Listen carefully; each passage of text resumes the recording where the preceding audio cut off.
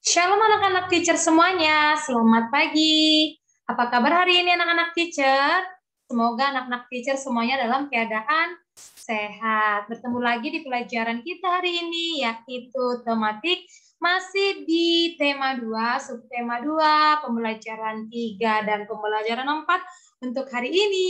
Yeay! Nah, anak-anak teacher, sebelum kita memulai segala kegiatan kita hari ini, kita berserah kepada Tuhan dulu. Mari kita berdoa. Bapa di dalam surga yang kami sembah dalam Kristus Yesus, terima kasih Tuhan untuk penyertaan-Mu. Hari ini kami siap Tuhan untuk belajar. Kami berserah, biarlah Roh Kudus Tuhan yang memberkati setiap hati dan pikiran kami, supaya pelajaran yang disampaikan oleh teacher boleh kami pahami. Terima kasih Tuhan Yesus. Amin. Oke anak-anak teacher, hari ini kita kembali membuka buku kita di pembelajaran 3 dan pembelajaran 4. Buka buku kamu, itu ada di halaman berapa ya? Oke, 73, 73. Nah, teacher akan menyampaikan tujuan pembelajaran kita hari ini. Jadi, anak-anak teacher wajib tonton videonya. Supaya apa? Supaya anak-anak teacher mengetahui sifat pertukaran pada perkalian dalam menyelesaikan soal-soal latihan. Kemudian anak-anak teacher juga akan kembali diingatkan tentang dongeng. Bahkan kalau misalnya kita membaca dongeng, terus teacher suruh kembali untuk menceritakan dongeng tersebut tanpa membaca buku ya, dengan yang tersimpan di memorinya, di pikirannya, anak-anak teacher udah bisa menceritakan kembali tanpa membuka buku. Jadi harus dipahami dongengnya tentang apa. Kemudian anak-anak teacher juga bisa menyebutkan perbedaan sifat di dalam keluarga. Nah, kemudian anak-anak teacher juga akan bisa melakukan kombinasi gerak meloncat sambil memutar badan. Itulah yang menjadi tujuan pembelajaran kita hari ini. Oke, kita lanjutkan. Iya, halaman 73 cerita tentang kucing. Nah, bahwasanya kucing itu adalah hewan yang jinak dipelihara. Kenapa? Karena banyak manfaat dari memelihara kucing. Apa aja manfaatnya, teacher? Ya, kucing sebagai teman bermain, dapat menghilangkan stres, dan bisa menghalau tikus. Di sini, Ibu Beni suka kucing, namun tidak memelihara kucing. Kucing-kucing liar sering berkumpul di rumah Beni, sebab ibu sering memberi makan kucing-kucing yang datang ke rumah. Beni sering memperhatikan tingkah kucing-kucing. Ada kalanya mereka bermain dengan tirai yang tertiup angin. Seringnya mereka bertengkar saat makan. Gerakan kucing-kucing itu lucu dan menggemaskan. Nah, anak-anak teacher di rumah, kalau bosan nih ya kan, karena masih belajar daring ya, boleh menirukan gerak kucing ini, yaitu yang pertama, gerak kucing mencakar-cakar, tapi bukan dicakar ya adik atau kakaknya ya.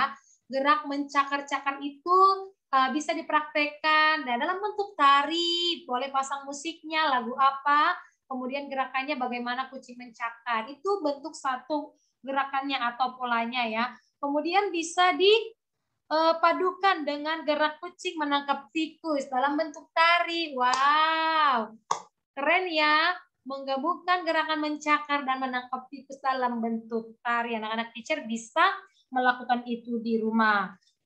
Nah, di sini diceritakan juga bahwasanya di halaman 74, Beni sedang membaca majalah tentang harimau. Nah, siapa yang kenal harimau? Pasti anak teacher semua kenal harimau, walaupun belum mungkin melihat langsung, ya. Hanya mungkin dari televisi atau dari film kartun. Tapi kalau teacher udah pernah loh lihat harimau langsung di zoo, di kebun binatang. Nah, harimau adalah salah satu hewan buas. Tempat hidupnya pun di hutan belantara.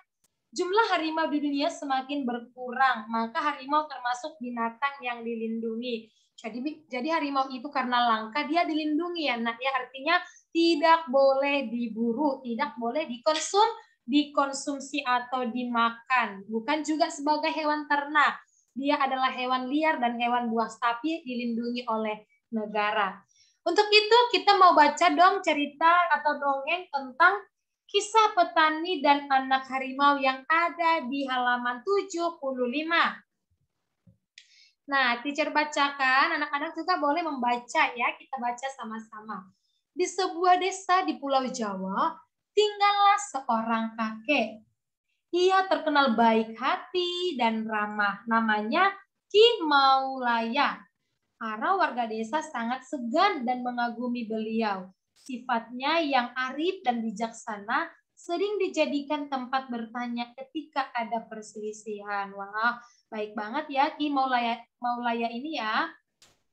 Suatu hari, Ki Maulaya pulang dari sawah. Di tengah-tengah perjalanan menuju rumahnya, Ki Maulaya berhenti oleh suara yang didengarnya. Ia pun mencari dari mana suara itu berasal. Dia menemukan sebuah lubang jebakan. Dilihatnya ada 3 ekor anak harimau yang terjebak dan tak bisa keluar. Wah, kasihan banget ya anak-anak harimau itu.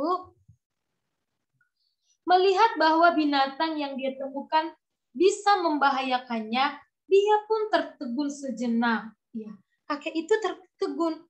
Bagaimana ini ya? Kalau saya tolong, nanti datang pula induknya menerkam. Dia pun berpikir di dalam hatinya. Setelah beberapa saat terpaku, Ki Maulaya dapat menekan rasa takutnya. Nah, dia berkata, batinnya berkata, aku percaya bahwa kebaikan pasti dibalas dengan kebaikan pula. Nah, itu dia anak-anak teacher. Kebaikan akan selalu dibalas dengan kebaikan. Bukan dari yang kita tolong, bisa juga dari orang lain. Nah, di halaman 76 kita lanjutkan. Lalu kakek itu pun mengeluarkan satu persatu anak harimau yang terjebak itu. Setelah semuanya terangkat dengan selamat, dia pun naik keluar dari lubang itu.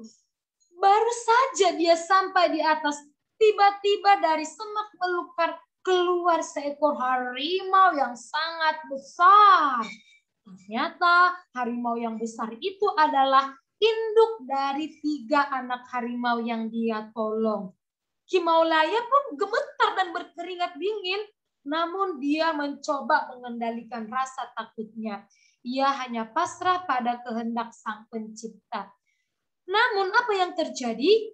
Harimau itu mendekatinya sambil mengendus-endus Ki Maulaya. Lalu dia pergi membawa anak-anaknya. Ilo, ternyata Ki Maulaya tidak diterkamnya oleh induk harimau, malah diendes-endes. Artinya di sana induk harimau berterima kasih kepada si kakek karena telah menyelamatkan anaknya yang terjebak. Konon, setelah kejadian itu, Ki Maulaya dan harimau menjadi sahabat. Harimau itu sering menunggui Ki Maulaya ketika di sawah dan menjaganya dari bahaya hewan-hewan buas. Dan apa yang diyakini Ki Maulaya terbukti, kebaikan pasti dibalas dengan kebaikan pula. Ya, kalau anak-anak teacher menolong, pasti anak-anak teacher juga akan ditolong suatu saat. Namun jika anak-anak teacher berbuat nakal, maka anak-anak teacher tidak memiliki teman atau dijauhi teman. Jadi berbuat baiklah, walaupun kadang ya seseorang itu nakal sama kita atau seseorang teman kita itu tidak mau berbuat baik, tapi tetaplah berbuat baik karena kebaikan akan menghasilkan kebaikan. Nah, pesan apa yang terdapat pada kisah dongeng petani dan anak harimau itu? Baru saja teacher jawab, kebaikan akan dibalas dengan kebaikan pula. Kebaikan pasti dibalas dengan kebaikan. Jadi seseringlah berbuat baik. Oke, kita lanjut 77. Nah, ternyata ada Benny nih yang memasukkan ayam-ayamnya ke kandang. Ia menemukan beberapa telur di dalam kandang ayam peliharaannya. Ia sedang berpikir bagaimana jika telur itu ia simpan dan ke beberapa tempat. Nah, karena ayamnya banyak dan telurnya pun banyak, kita bantu Benny yuk menyimpan telur-telur itu ke dalam tempatnya dengan pertukaran perkalian. Buka buku kamu halaman 78. Ini dia. Ada berapa telurnya? Oh, ternyata telur ayam Beni itu ada 20. Kita kelompokkan ke dalam A. Jika telur itu disimpan pada 5 kotak, maka 20 ini anak-anak teacher, kita masukkan ke dalam 5 kotak atau 5 kelompok. Bagaimana caranya supaya terbagi rata? Ya, kita masukkan dulu dengan satu-satu dulu ke dalam 5 kotak, kemudian 22, 33, dan 44. Ternyata 20 telur itu setelah dimasukkan ke dalam 5 kotak adalah 4 butir. Jadi, jika telur disimpan pada 5 kotak, maka setiap kotak atau satu kotak itu berisi 4 telur butir. Maka kesimpulannya untuk bagian A ini, 5 kotak dikali 4 butir telur adalah 20 butir telur. Sama ya. Kemudian B, kotaknya diganti menjadi 4. Maka kita isi. Ternyata kotaknya 4, isinya adalah 5 atau pertukaran yang 5 kali 4 tadi. Maka jika telur disimpan ke dalam 4 kotak, maka setiap kotak atau satu kotak berisi 5 butir telur. Kita bisa menulis dalam lambang bilangan 4 kotak dikali 5 telur sama dengan 20 butir telur. Kesimpulan terakhirnya, lihat yang A. 5 dikali 4 itu sama dengan yang B, 4 dikali 5. Maka 5 kali 4 sama dengan 4 dikali 5. Soal yang lain masih di halaman 79. Sekarang, Beni juga ternyata memiliki hewan peliharaan kelinci. Nah, di sini kelinci makan apa coba? Iya, makan wortel ya. Ada berapa wortelnya? Ada 14 batang. Kita mau kelompokkan 14 batang wortel ini ke dalam 7 kelompok atau 7 kelinci ya. Maka kita berikan. Oke, 7 kelinci kita berikan satu-satu dulu, kemudian 2-2. Nah, ternyata setelah kita berikan 14 wortel itu ke dalam 7 kotak atau kepada 7 kelinci itu, ternyata setiap kelinci mendapatkan 2 wortel. Jadi 7 kelinci dikali 2 wortel sama dengan 14 wortel. Jadi 2 kali 7 sama dengan 7 dikali 2. Kalau misalnya 14 wortel itu kita berikan kepada 2 kelinci, maka setiap kelinci mendapat 7 wortel atau 2 dikali 7 sama dengan 14. Jadi 2 dikali 7 sama dengan 7 dikali 2. Oke, mudah kan? Nah, itulah dia untuk pembelajaran 3. Sekarang kita lanjut pembelajaran 4 di halaman 81. Hari ini di kelas Beni ada kegiatan bermain peran. Ya, bermain peran itu dia sebagai apa gitu ya, Nak ya. Mereka akan memerankan dongeng anak gembala dan serigala.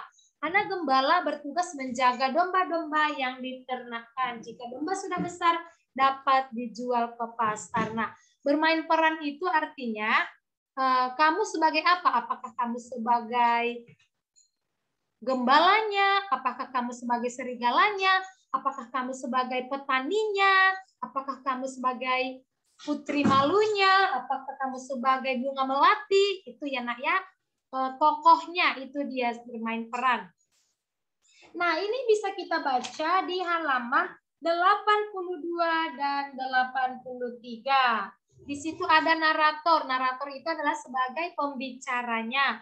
Kemudian ada tuan anak gembala, kemudian narator lagi, kemudian anak gembala, ada orang kampung yang pertama, kemudian anak gembala, kemudian orang kampung kedua, dan seterusnya. Ini akan kita bahas di Zoom ya, kita lewatkan ya. Oke, nanti kita bahas di Zoom dan di sana nanti ada pesan yang terkandung pada cerita itu, yaitu tidak boleh bohong. Jika kita sering berbohong, maka orang tidak akan percaya dengan kita. Nah, selanjutnya kita lanjutkan halaman 86.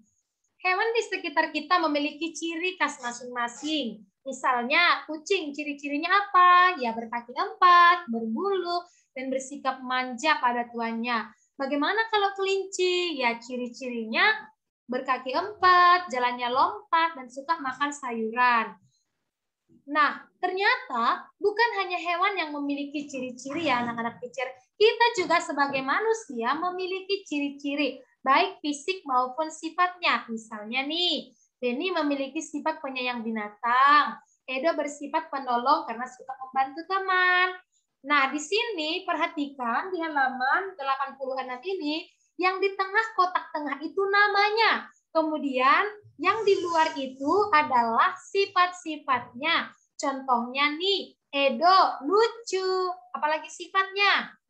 Rajin, penolong, ramah.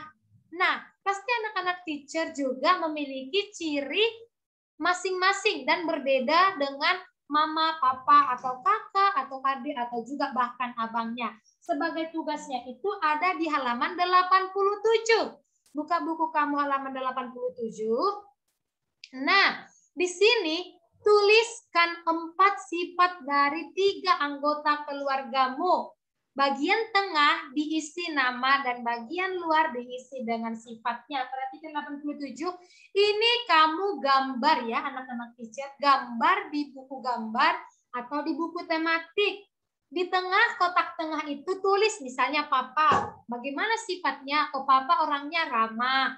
Papa orangnya suka menolong. Papa orangnya suka membantu. Papa orangnya suka memberi gitu ya. Kemudian Mama cerewet, misalnya suka marah-marah, apalagi? Iya, kemudian kakak suka bantu, suka ini gitu ya. Itu digambar.